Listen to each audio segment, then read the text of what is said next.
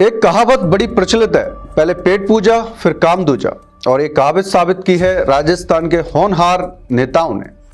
बहरहाल ये बात सच कैसे साबित हुई, आगे आपको बताते हैं। नमस्कार, आप सभी का स्वागत है अपडेट इंडिया में। एक बड़ी खबर जिसने राजस्थान की सत्ता के गलियारों को हिलाकर रख दिया, जिसमें कोई भी अछूता नहीं रहा। क्या सत्ता पक्ष, क्या विपक्ष, क्या निर्दलीय, ऐसा तालमेल आज से पहले कभी देखने को नहीं मिला, जहां सत्ता के तीनों पक्ष ही एक मुद्दे पर साथ दिखे। खैर हो भी क्यों ना, मामला ही कुछ ऐसा है भ्रष्टाचार का, जहां कोई भी किसी से पीछे नहीं रहना चाहता, क्योंकि जनता का पेट भरे ना भरे, अपना पेट जरूर भरना चाहिए। क्या आपने कभी सोचा है कि जनता के चुने हुए विधायक जो सत्ता के गलियारों में बैठकर जनता की सेवा करने का वादा करते हैं, वे खुद जनता के पैसे पर 40% कमीशन मांगते हुए कैमरे पर पकड़े जा सकते हैं? क्या भ्रष्टाचार अब छोटे कर्मचारियों या अफसरों तक सीमित रह गया है, या सीधे विधायकों की जेब तक पहुंच गया है? क्या विधायक निधि जो हर विधायक को सालाना 5 करोड़ रुपए जनता की सड़कें, स्कूल, पानी और विकास कार्यों के लिए मिलती है, अब कमीशन का बाजार बन चुकी है? हाल ही में दैनिक भास्कर के स्टिंग ऑपरेशन ने राजस्थान की सियासत को हिला दिया है। क्या आप जानते हैं, इस ऑपरेशन में 3 विधायक कैमरे पर पकड़े गए। खींवसर से बीजेपी विधायक रेवंत राम डांगा ने 50 लाख के काम के बदले 40% कमीशन मांगा, और साहब का काम हो या ना हो, लेकिन हिस्सा तो आएगा ही। क्या उनका मतलब यह था कि पहले उनका पेट भरे, जनता का विकास बाद में? वहीं दूसरे विधायक इंदौर से अनीता जाटव 80 लाख के प्रोजेक्ट के लिए 50,000 रुपए टोकन मनी ली और जिला परिषद सीईओ के नाम अनुशंसा पत्र दे दिया। उन्होंने कहा अफसर पहले काम अटका देते थे, उन्हें मैनेज करना पड़ता है। यानी भ्रष्टाचार का पूरा चक्र, अधिकारी से विधायक तक।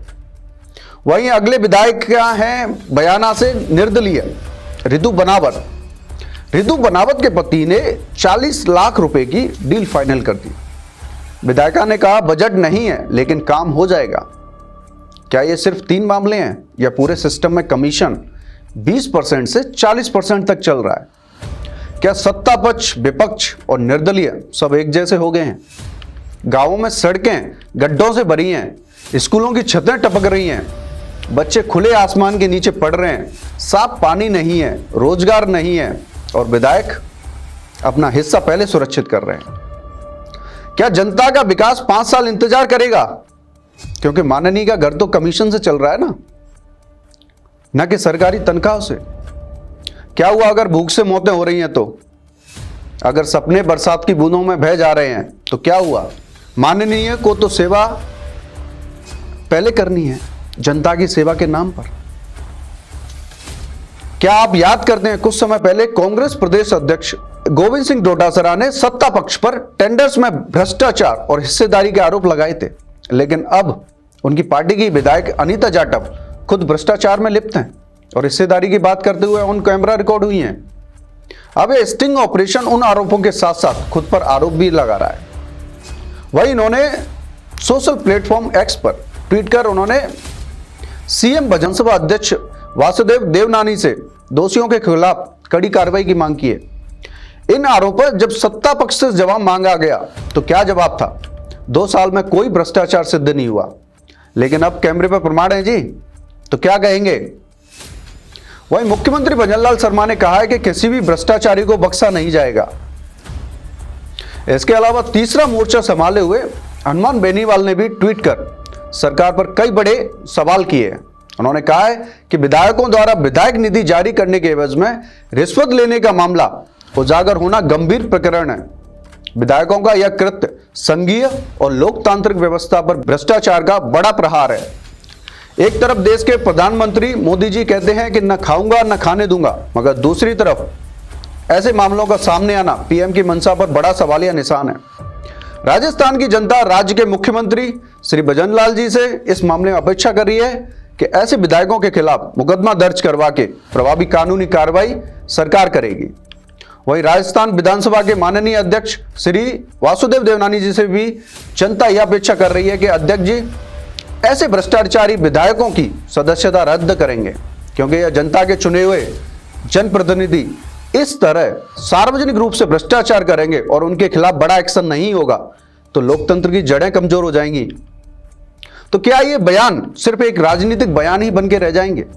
क्या इन तीनों विधायकों पर कार्रवाई होगी जहां निलंबन, जांच और गिरफ्तारी संभव है? क्योंकि राजस्थान एसीबी ने हाल ही में बांसवाड़ा के बीएपी विधायक जयकृष्ण पटेल को 20 लाख रिश्वत लेते पकड़ा था और ऐसा इतिहास में पहली बार था कि विधायक रिश्वत के आरोप में गिरफ्तार हुए।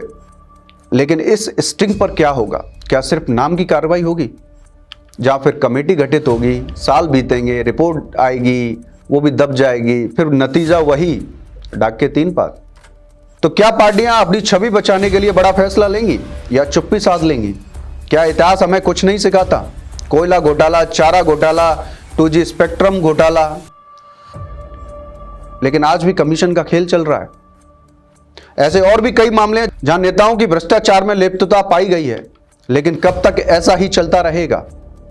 आज कुछ सवाल हम जनता से पूछना चाहते हैं। क्यों हर बार जनता आंखें मूंद कर अन्याय देखती रहती है? क्यों जनता हर बार इन गलतियों को भूलकर आगे बढ़ जाती है? क्या इन जैसे विधायकों का बहिष्कार नहीं करना चाहिए? क्या जनता बेवकूफ है जो सपने बेचने वालों को बार बार वोट देती है? क्या भ्रष्टाचार छोटे स्तर से शुरू होता है और सत्ता के गलियारों में खत्म होता है सिर्फ इसलिए क्योंकि हम चुप रहते हैं?